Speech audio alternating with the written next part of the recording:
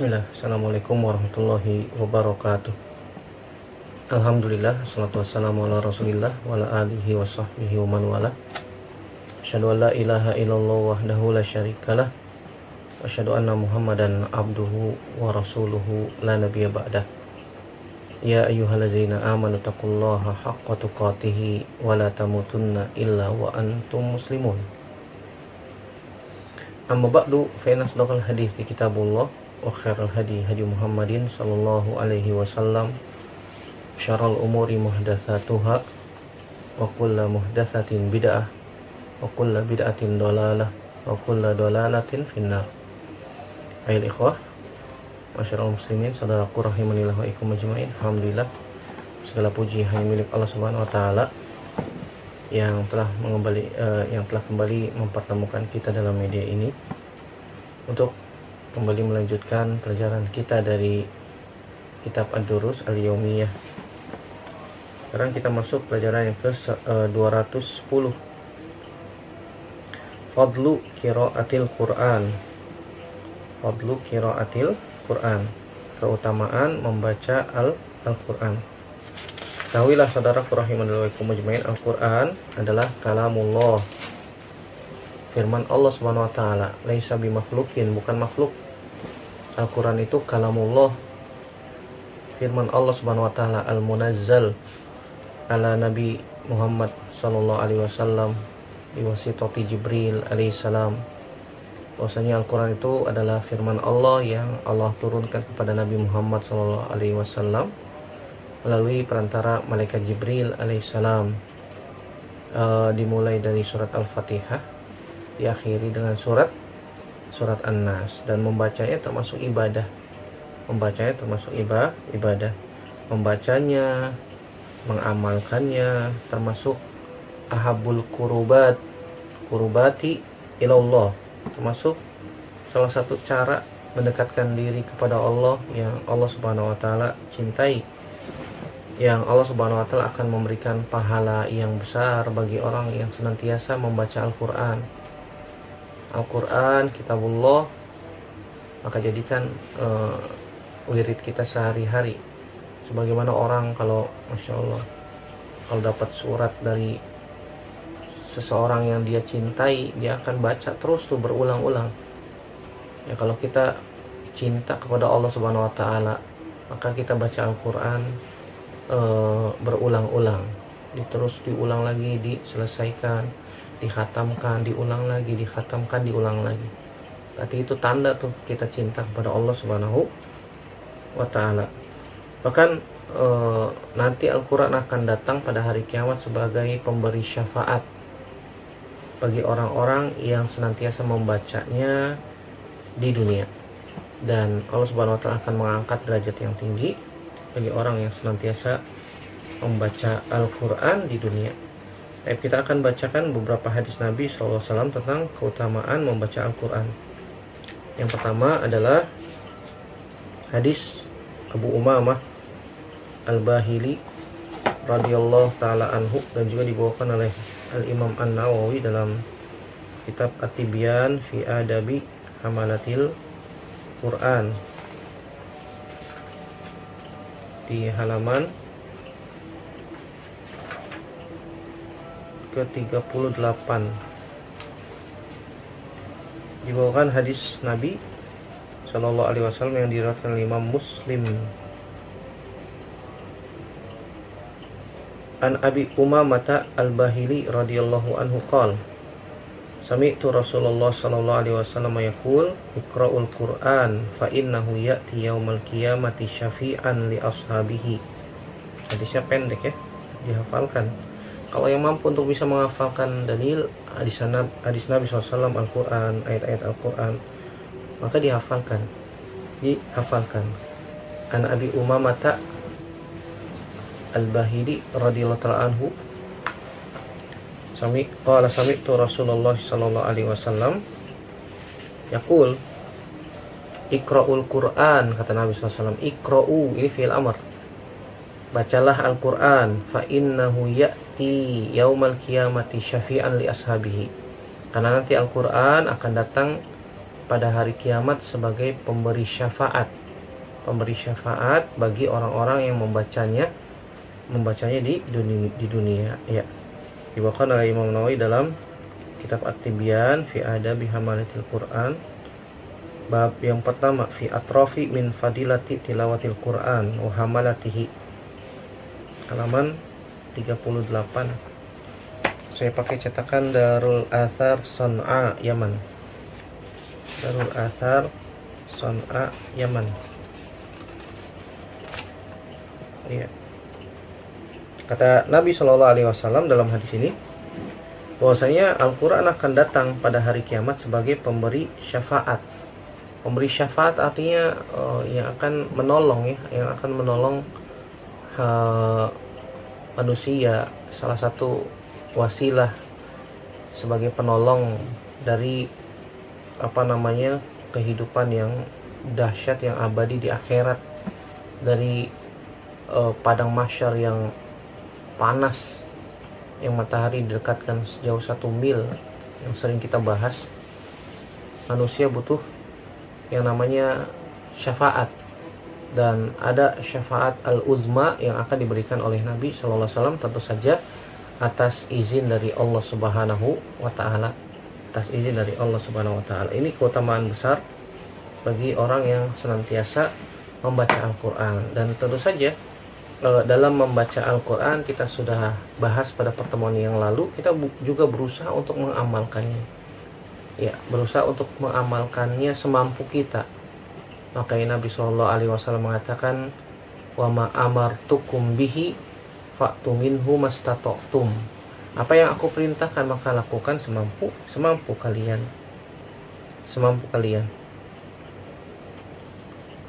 Ini hadis yang pertama. Hadis yang kedua dari sahabat Abdullah bin Amr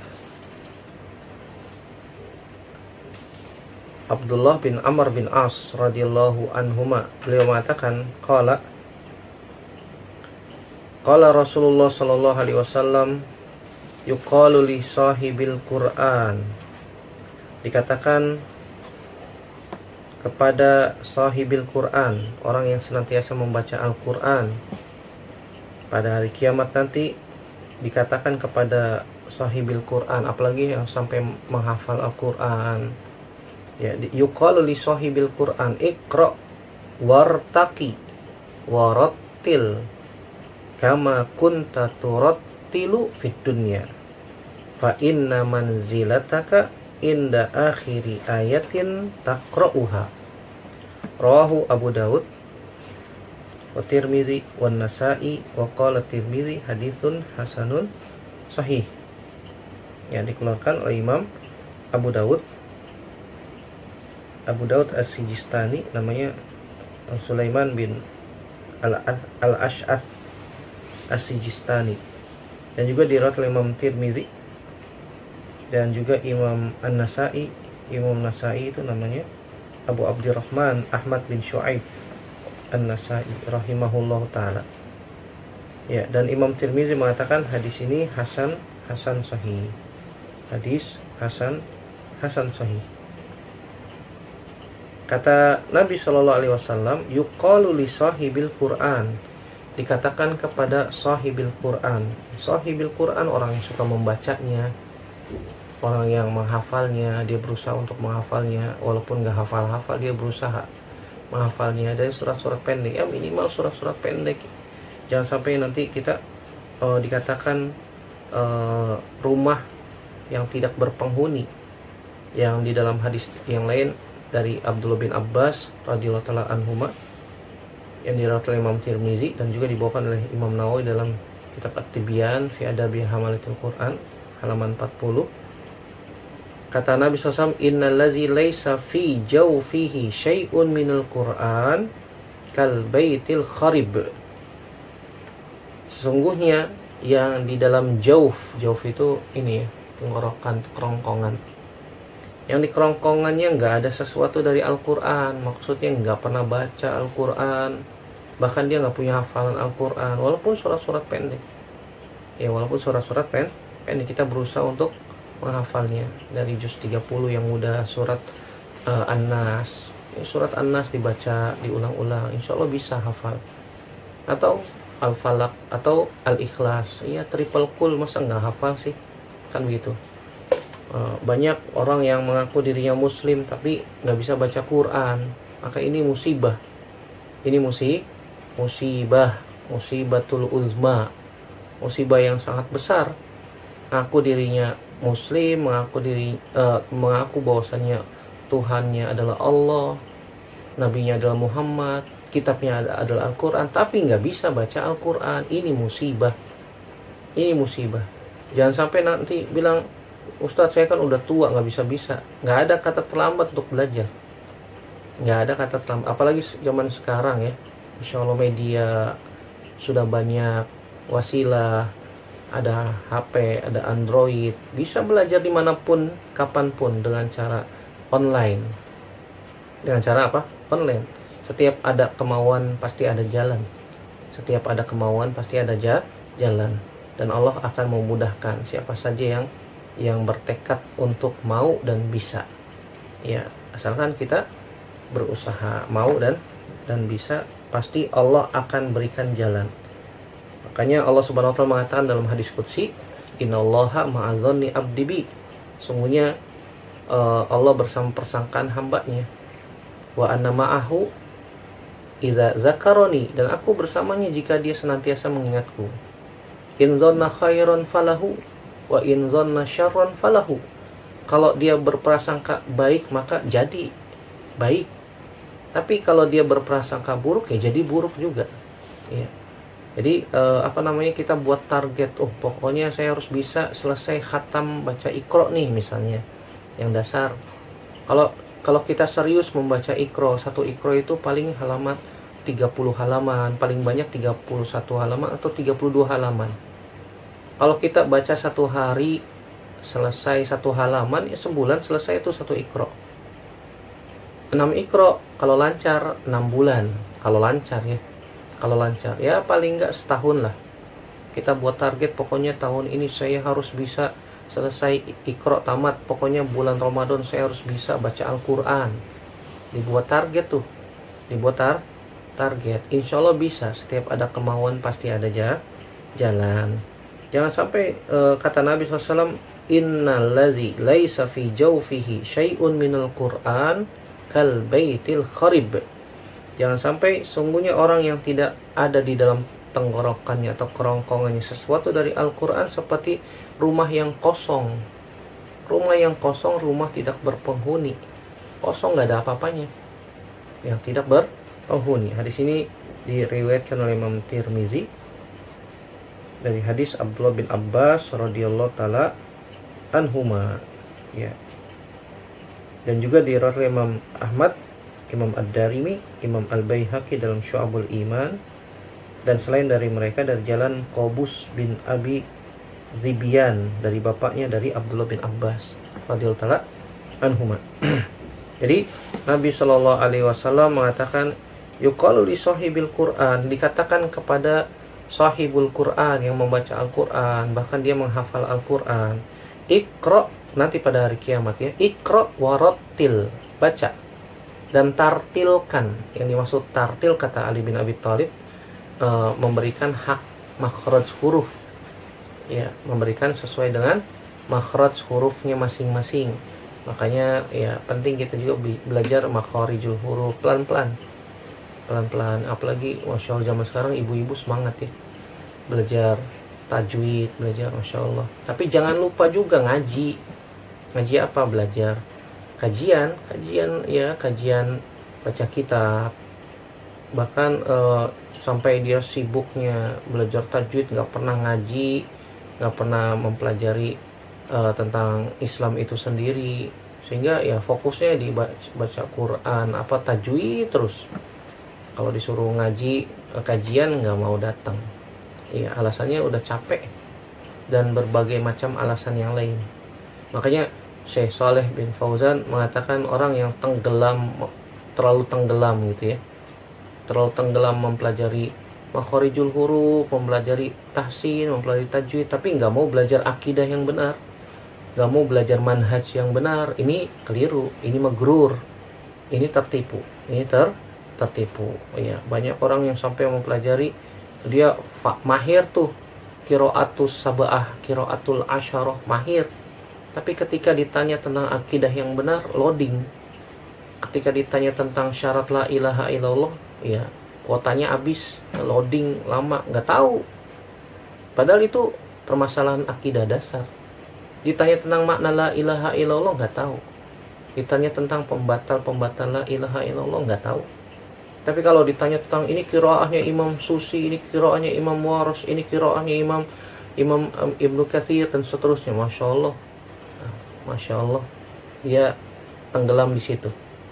Dan kata Syekh Saleh di situ, dia magrur, ya, tertipu, dia tertipu. Ya, boleh kita mempelajari, ya, sampai kita membacanya baik dan benar sesuai tartil, sesuai dengan makhrajnya masing-masing, sebagaimana kata Ali bin Abi Thalib radhiyallahu taala anhu, Iqra wartaki, bacalah, irtaki, dan naiklah. Ini menunjukkan orang yang suka membaca Al-Quran, mengamalkan Al-Quran, akan diangkat derajatnya oleh Allah Subhanahu wa taala. Warattil, dan tartilkanlah, kama kunta turattilu fid dunya, sebagaimana engkau dahulu di dunia mentartilkan bacaan Al-Quran. Fa inna manzilataka inda akhiri ayatin taqra'uha, sungguhnya manzilahmu, kedudukanmu nanti di akhirat itu dilihat dari akhir ayat yang dibaca. Akhir ayat yang dibaca. Dibacanya di mana? Allahu a'lam bishawab. Nanti di akhirat, nanti Allah Subhanahu wa taala perintahkan kita untuk membaca sebagaimana kita dulu membaca Al-Qur'an dengan tartil.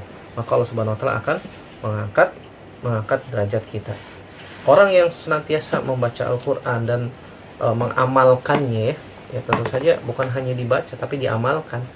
Makanya penting kita belajar tafsir. Ya paling tidak kita belajar atau membaca artinya. Sehingga ketika kita membaca di dalam sholat, kita faham artinya. Itu bisa mendekatkan kepada kekhusyuan di dalam sholat. Itu fungsinya tuh.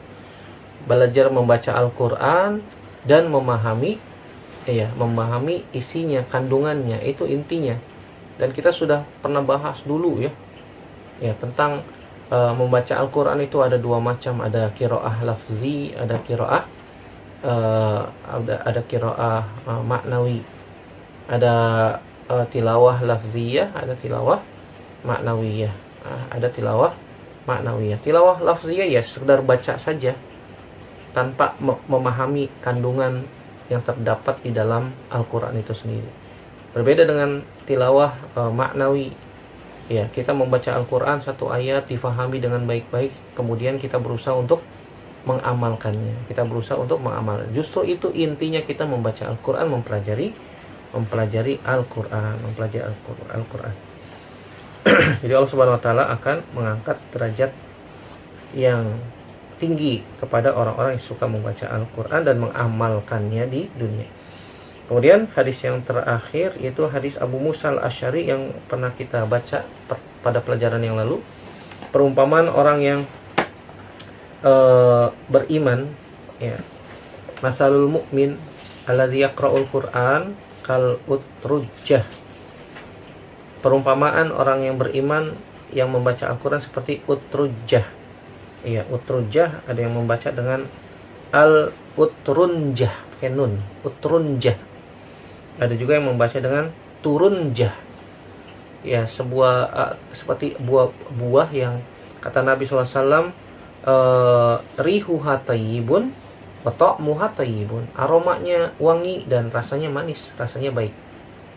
Bukan lemon ya. Lemon itu kan asam. Kalau kita cari di Google utrujah, ya munculnya lemon. Lemon itu asam. nggak tahu saya kalau misalnya ada lemon manis, nggak tahu. Jeruk lemon manis gitu ya. Kata Nabi SAW, utrujah itu atau utrunjah atau turunjah itu dia aromanya wangi dan rasanya manis. Itulah perumpamaan orang yang beriman yang membaca Al-Quran dan mengamalkannya. Adapun masalul mu'min allazi la yaqra'ul Qur'an, kata Nabi SAW, kama salit tamroh lari halaha wa ta'muha hulwun. Orang yang beriman gak baca Al-Quran, gak mau baca Al-Quran, apalagi memahaminya, mempelajari tafsirnya. Seperti tamroh, seperti buah kurma. Buah kurma itu kata Nabi la rihalaha wa ta'muha hulwun. Nggak ada aromanya, nggak ada wanginya, tapi rasanya manis. Manis karena dia punya iman, iman. Wa masalul munafik allazi yaqra'ul Qur'an kamasali raihanah. Orang munafik yang membaca Al-Qur'an perumpamanya seperti raihanah. Rihuha thayyibun wa ta'muha murrun. Aromanya wangi tapi rasanya pahit. Ya, seperti bunga ya, raihanah itu seperti bunga. Bunga raihanah, bunga yang aromanya wangi, bunga itu. Tapi kalau dimakan, siapa yang mau makan bunga? Ya, lopaknya pahit. Kemudian yang keempat, masalul munafik allazi la yaqra'ul Qur'an kamasalil hanzalah laisa laha rihun wa ta'muha murrun. Orang munafik yang enggak baca Al-Qur'an seperti hanzalah. Hanzalah itu tidak ada aromanya dan rasanya pahit.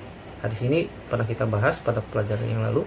Hadis riwayat Imam Bukhari dan Imam Muslim. Kesimpulannya dari hadis-hadis yang kita baca ini, pertama bahwasanya keutamaan yang sangat besar bagi orang-orang yang senantiasa berusaha untuk membaca dan mengamalkan, membaca, mempelajari serta mengamalkan Al-Qur'an. Ini sangat tinggi keutamaan yang Allah Subhanahu wa taala janjikan. Yang kedua, annahu yakuna syafi'an li ashabihi yaumal qiyamah. Annahu yakunu syafi'an li ashabihi yaumal qiyamah. Bahwasanya Al-Qur'an nanti akan datang pada hari kiamat sebagai pemberi syafaat. Pemberi syafaat bagi orang-orang yang senantiasa mempelajari dan mengamalkan Al-Qur'an. Yang ketiga, tamtsilu qari'il Qur'an bi sahibir rihit thayyibah. Nabi SAW memberikan perumpamaan orang yang beriman dan senantiasa membaca Al-Qur'an dan mengamalkannya seperti apa? Seperti utrujah atau utrunjah atau turunjah yang aromanya wangi dan rasanya manis. Yang keempat, annahu sababun li raf'ati ad-darajat yaumal qiyamah. Maksudnya orang yang suka membaca Al-Qur'an dan mengamalkannya, ingat ya, semampu kita. Karena iman seseorang itu berderajat-derajat, iman manusia itu bertingkat-tingkat, tidak sama semuanya. Ya, kita mengamalkan Al-Quran sesuai dengan kemampuan, step by step, bertahap demi bertahap, setahap demi setahap. Bagi yang membaca Al-Quran dan berusaha untuk mengamalkannya, Allah akan angkat derajatnya nanti pada hari kiamat. Demikian, semoga bermanfaat yang sedikit ini untuk saya pribadi dan semua yang mendengarkan. Semoga Allah Subhanahu wa taala menjadikan kita termasuk orang-orang yang dikatakan ashabul Quran, yang Allah Subhanahu wa taala berikan syafaat dengan Al-Quran. Fa innahu ya'ti yaumal qiyamati syafi'an li ashabihi. Semoga Allah Subhanahu wa taala angkat derajat kita nanti pada hari kiamat dengan derajat yang tinggi dan mulia. Semoga Allah Subhanahu wa taala jadikan Al-Quran itu rabi'as sudurina, sebagai cahaya di hati-hati kita, sebagai zikir harian kita. Semoga Allah Subhanahu wa taala memberikan taufik kepada kita semua agar kita bisa mengamalkan ilmu yang telah kita dapatkan, dan semoga Allah menutup usia kita dengan husnul khatimah, dimasukkan ke dalam surga tanpa hisab dan tanpa azab. Amin ya rabbal alamin. Demikian, semoga bermanfaat. Aku qouli hadza astaghfirullah li wa lakum. Subhanaka Allahumma wa bihamdika asyhadu an la ilaha illa anta astaghfiruka wa atubu ilaik. Wassalamu alaikum warahmatullahi wabarakatuh.